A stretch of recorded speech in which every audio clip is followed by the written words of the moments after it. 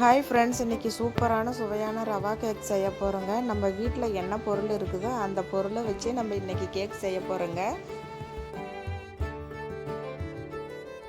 இந்த கேக் ரொம்ப சாஃப்டாக பஞ்சு போல் இருக்குங்க. இது குழந்தைங்களுக்கு செஞ்சு கொடுத்து பாருங்கள், ரொம்ப விரும்பி சாப்பிடுவாங்க.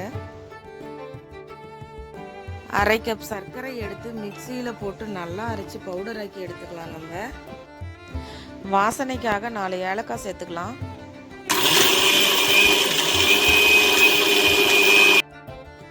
இப்போ பாத்திரத்தில் 4 முட்டை உடைச்சி ஊற்றிக்கலாங்க.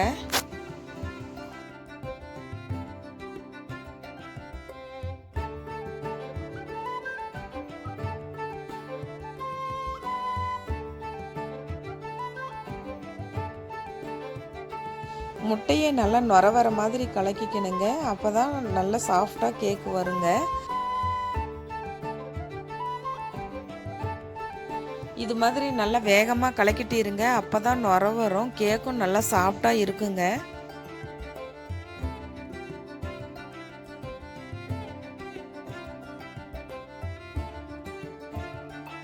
இப்போ பாருங்கள், நுர வந்துருச்சு. இப்போ நம்ம அரைச்சி வச்ச சர்க்கரையை எடுத்து நம்ம கொஞ்சம் கொஞ்சமாக சேர்த்து கலக்கிக்கலாம். கட்டி வராமல் கலக்கிக்கணுங்க. மெதுவாக கலக்கி எடுத்துக்கலாம்.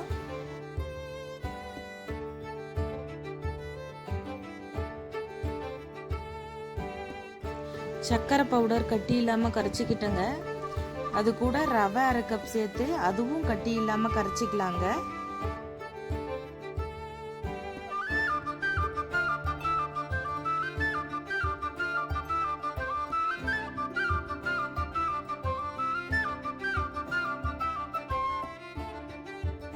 ரவை மிக்ஸ் பண்ண பிறகு 3/4 கப் நெய் சேர்த்துக்கலாங்க.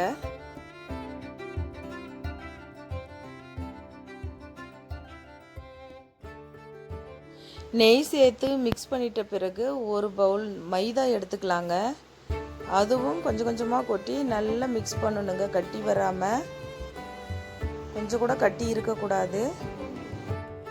கொதிக்க வச்ச திக்கான பால் 1/2 கப்பு எடுத்துருக்கேங்க. அதை நல்லா ஊற்றி மிக்ஸ் பண்ணிக்கலாங்க.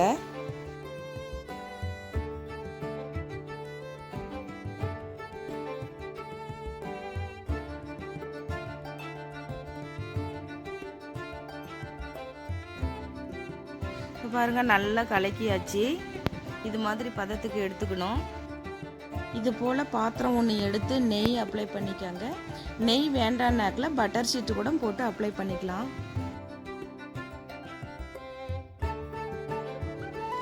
பாத்திரத்தில் நடுவில் சைடில் எல்லா இடத்துலையும் அப்ளை பண்ணிக்கலாங்க. ஏன்னா அப்போ தான் கேக் ஒட்டாமல் வரும். அப்படியே ஒட்டினாலும் கத்தியை வச்சு எடுத்து விட்டுக்கலாம். நெய் தடவி வச்சிருக்கிற பாத்திரத்தில் நம்ம கலக்கி வச்ச மாவை எடுத்து பாதி ஊற்றிக்கலாங்க.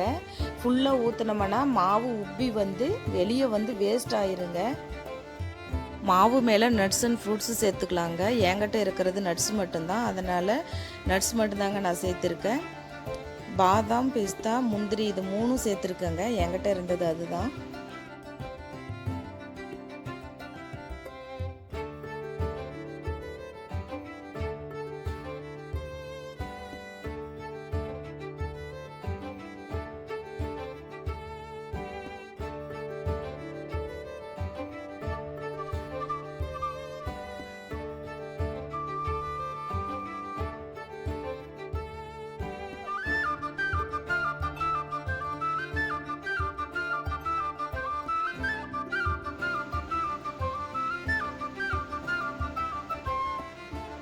அடுப்பு பற்ற வச்சு நம்ம குக்கரை அடுப்பு மேலே வச்சுக்கலாங்க. அதுக்குள்ளார ஸ்டாண்ட் ஒன்று வச்சுக்கலாங்க. தண்ணி ஊற்றக்கூடாதுங்க, ஸ்டாண்ட் வச்சுக்கலாம். அதுக்கு மேலே நம்ம ரெடி பண்ணி வச்சுருக்கிற மாவை எடுத்து வச்சுக்கலாங்க.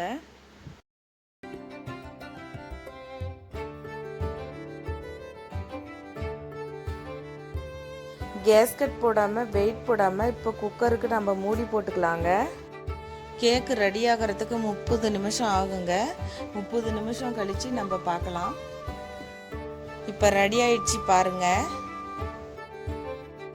பாத்திரத்துல இருந்து தட்டுக்கு மாற்றிக்கலாங்க. இப்போ தட்டுக்கு மாற்றியாச்சுங்க. இங்கே பாருங்கள் எவ்வளோ சாஃப்டான மிருதுவான பஞ்சு போல் கேக் ரெடி பண்ணியாச்சு. எவ்வளோ அழகாக இருக்குது பாருங்கள். சாப்பிட்டா அப்படி பஞ்சு மாதிரி இருக்குது. இந்த மாதிரி கேக்கை வீட்டில் செஞ்சு பார்த்து எப்படி இருக்குன்னு கமெண்டில் சொல்லுங்கள். லைக் பண்ணுங்கள், ஷேர் பண்ணுங்கள், சப்ஸ்கிரைப் பண்ணுங்கள்.